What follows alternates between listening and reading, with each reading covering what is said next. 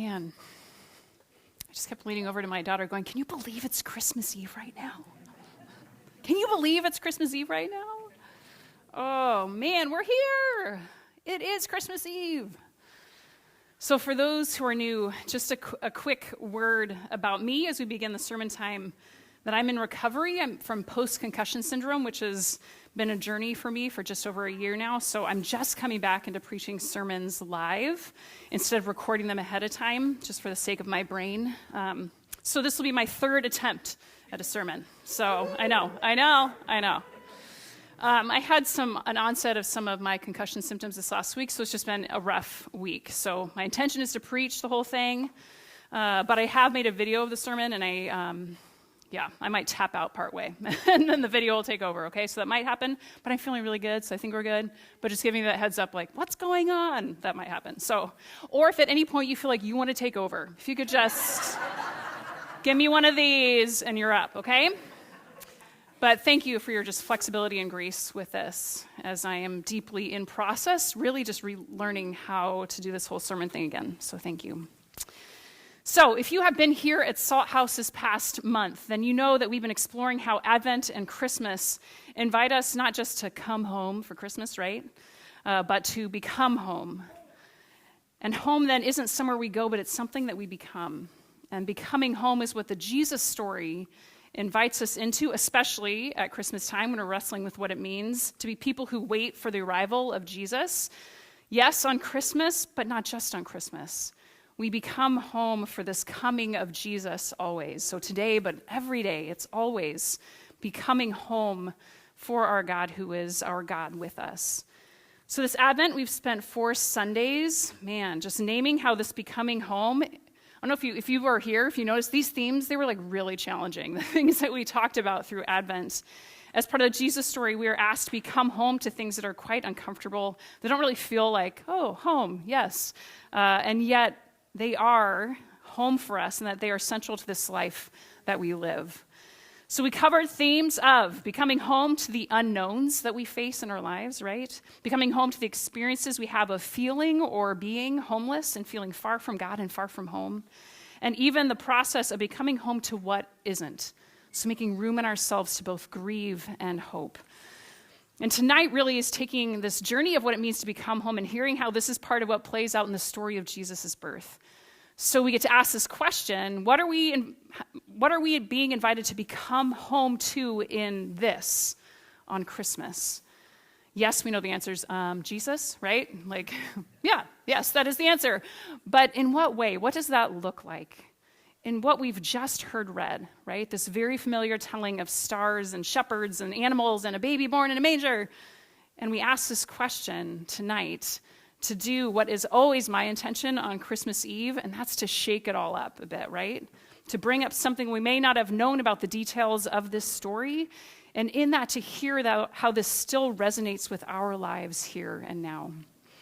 So are you willing then to open up, to challenge this story that we've known for the sake of becoming home to this good news of great joy for all people? Are you up for it? Woo! I hope so, because I'm going to do it anyway. Okay. So first, we have to name how we forget that this is such an unlikely story, right? Even if you're someone who didn't grow up in the church, we read it and we go, of course, all is as it should be, right? Just put him in the manger, Mary. And it's just no big deal, right? And here come the shepherds, they're right on time, right? But if this is God coming to earth, shouldn't it have been like in a palace? Shouldn't the witnesses have been royalty or at least priests from the temple? Shouldn't Mary and Joseph have been educated, prominent figures with great influence? So for us to see this as it is to name that this is an unlikely story and that none of it makes sense from how we think it should be, nor those who lived at the time thought it should be. So this is not how a Messiah shows up.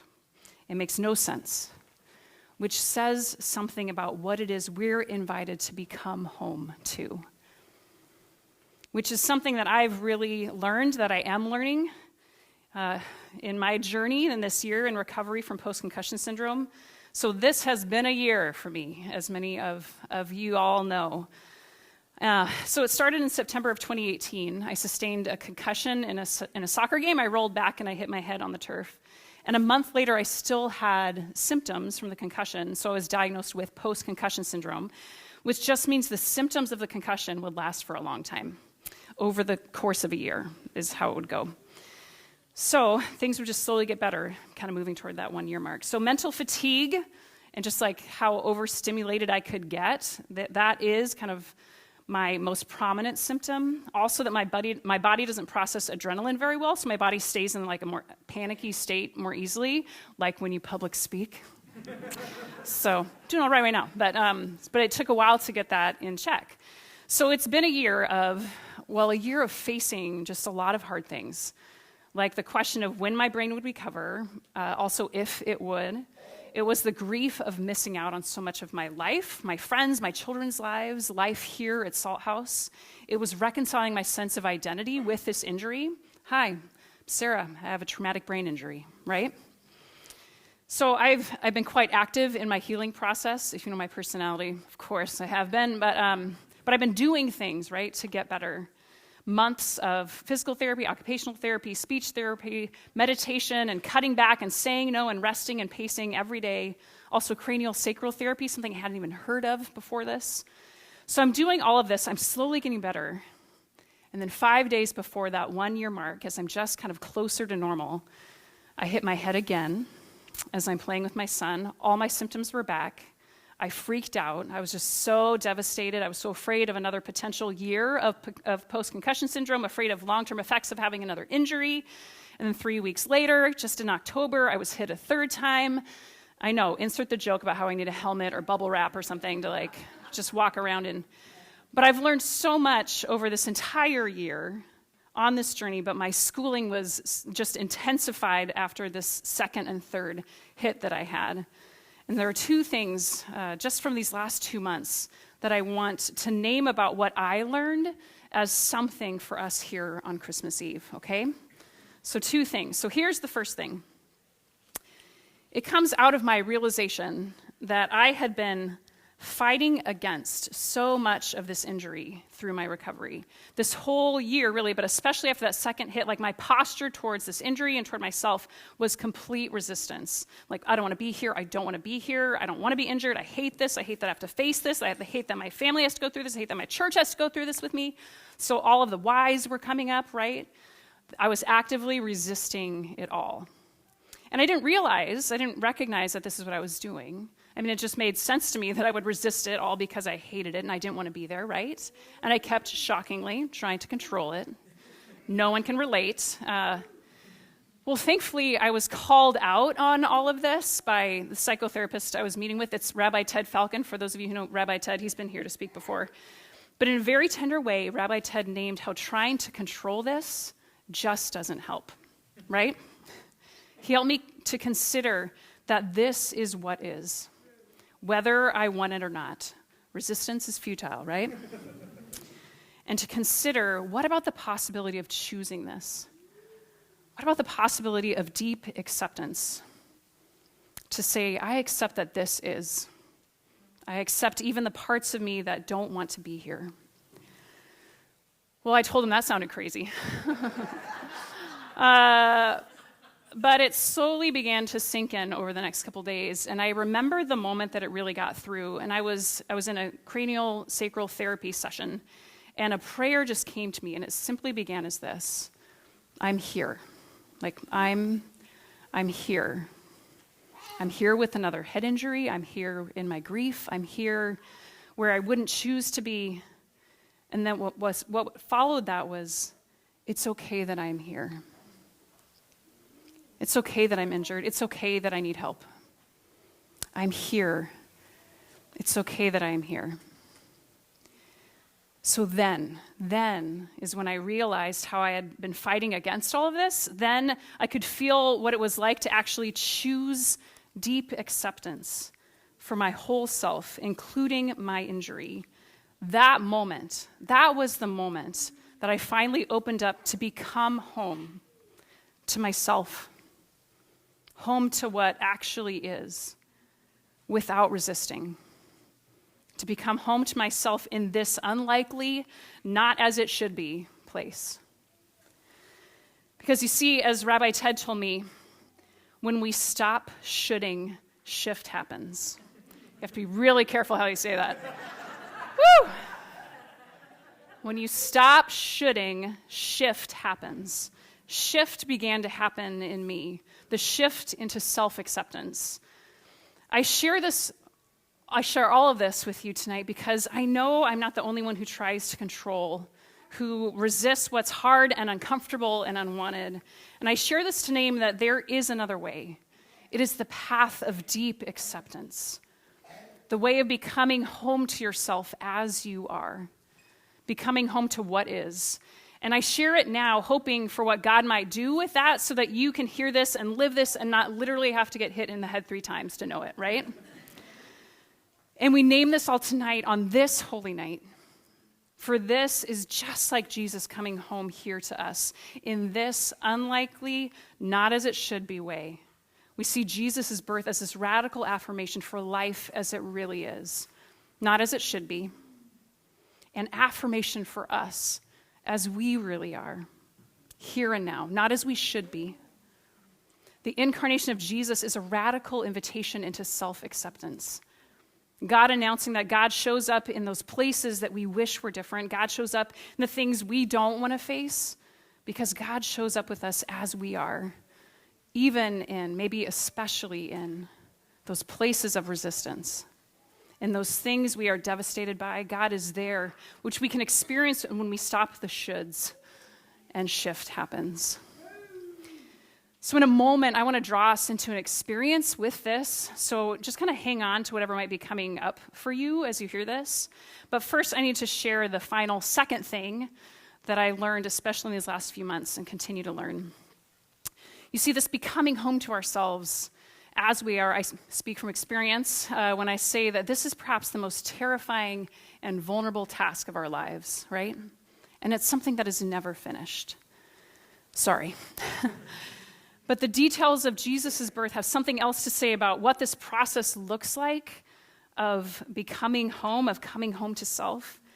And they are in some of the details of Jesus' birth that we have often heard told incorrectly or often misunderstood. Okay, so this is the moment where we really get to shake things up about what we know about the details of Jesus' birth, okay?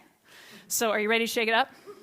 Okay, so I'm going to lean into what author Sara shared in one of her recent blog posts, which is informed by many books and research, biblical scholars stuff.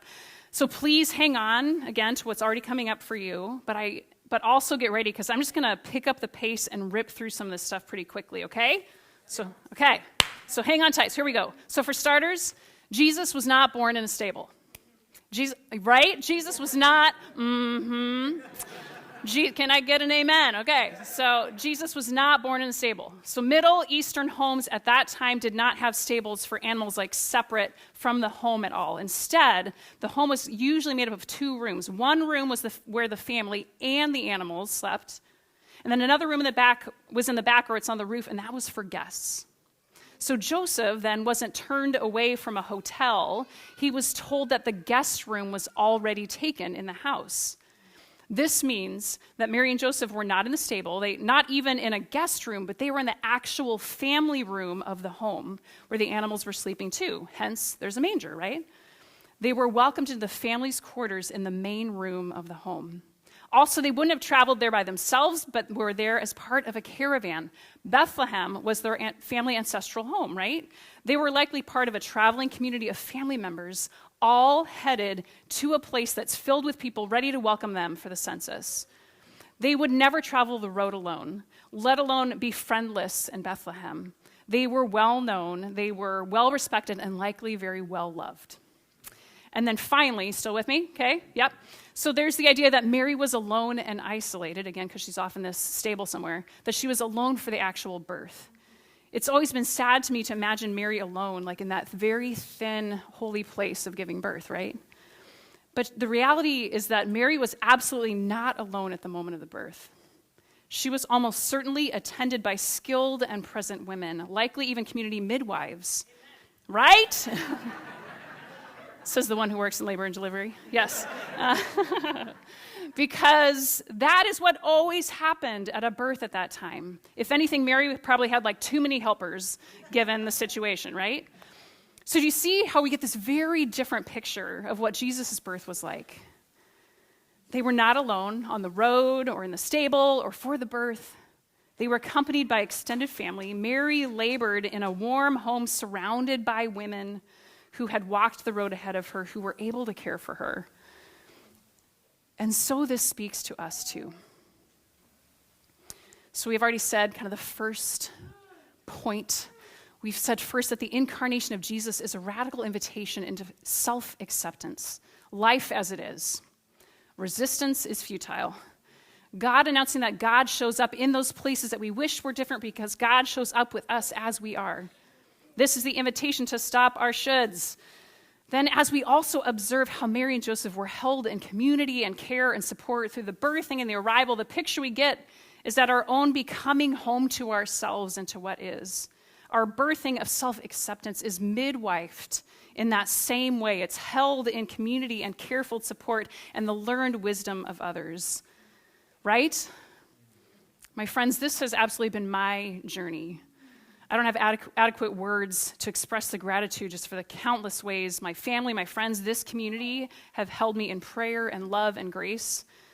But to be perfectly honest, I have had a year of so much shoulding. Especially after my second and third hits, I was so worried about having another year of recovery. I felt like a burden to my family, to my friends, to Salt House. I felt so embarrassed and sad and guilty about it. And I realized it was because I couldn't do all the things and be all outstanding and do everything for everybody, right? I didn't get to be the one who had control. I couldn't do all the things that I should, right? Yet, as you know, man, I have preached you all the sermons about how we are not defined by what we have, what we do, or what others say about us, right? I have preached all the things about how we care for one another and ask for help, and there is grace, and this is how we authentically love each other, right? But this year, and especially the last 2 months, have revealed just how I love to tell all y'all that. But I am still really learning how to do that myself, right? But then after the moment of realization about my resistance, so in the midst of really living into that prayer of I'm here, it's okay that I'm here, there was a moment when I finally got it. I finally experienced that my becoming home to myself was not surrounded by other people like shaking their fingers and either thinking or saying that I should be doing more than I was, but I realized I was completely surrounded in love. The only shoulds were coming from me. And I remember the moment that it hit me. I had posted on Facebook about that third hit, and I was asking for prayer because it just all felt so hard and scary. And then right before bed, I read through the comments that folks had made on the post, and in the prayers and the wisdom and the care that I read there, I felt so profoundly aware of how much care and support surrounded me. Absolutely like this picture, right, of Jesus' birth, this community in Bethlehem that was with me. And I wept. I completely ugly cried. And I turned to Jason and I said, people actually love me even when I don't do all the things and even when I can't do all the things. Yeah. And I'm sobbing these words out to him and he's like, yeah. I'd always known this, but I'd never experienced it so profoundly in such a moment when I needed it. This is what Christmas invites us to see and know and to ugly cry about. That our God with us is incarnated in the loving acceptance of our community that holds us when we can't do all the things, when we have failed, when we are devastated, when we feel like we are a burden. When we become home to ourselves and accepting of all of it, our Emmanuel holds us in the love and the acceptance of others. And that, my friends, is good news for all people, yes?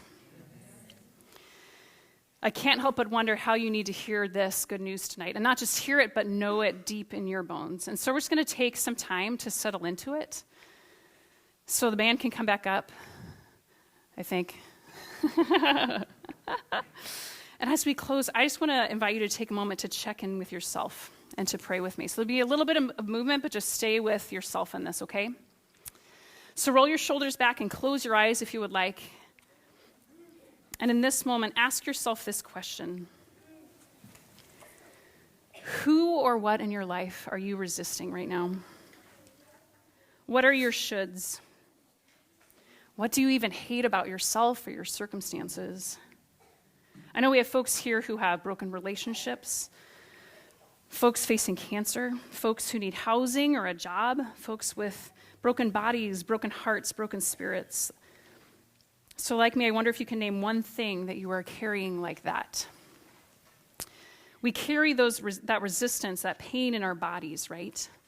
So I want you to imagine now taking that pain that you carry from this, and with a sort of scooping motion, like physically take your hands, both your hands, and scoop out of your heart and bring it out in front of you to hold it in your open hands, just to see it.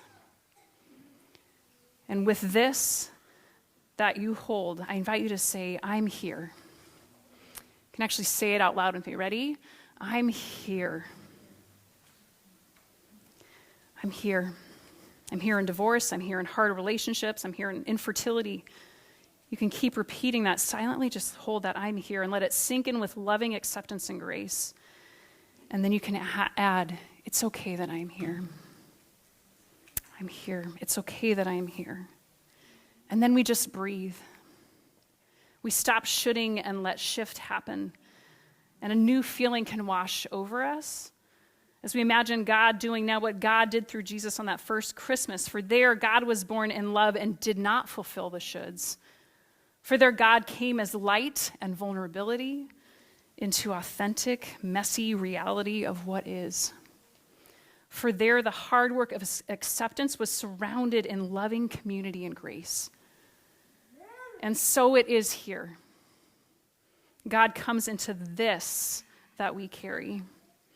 As you are met by God, imagine the actual community that surrounds you in your process of becoming home to yourself. So feel the presence of people sitting next to you, like in this room, but also envision the loved ones who are with you, who are present in your life. Let them come to mind too. And just stay here in this space. Jesus' birth invites us into this tender, ongoing becoming home to ourselves. But we know that it's just the beginning, right? This kind of loving acceptance isn't just for us to extend to ourselves. We get to help others say for themselves, you're here, and it's okay that you are here. Non-judgmental acceptance of others is perhaps the best gift we can give someone for Christmas, but anytime. And at this time in our country and our world, non-judgmental acceptance is so deeply necessary. And it begins here, born in us. This is how we become home to Jesus. This is what we let be born in us this holy night, the birthing of love and acceptance of ourselves and letting it flow out as glad tidings of great joy for all people. Amen? Amen. Let's pray.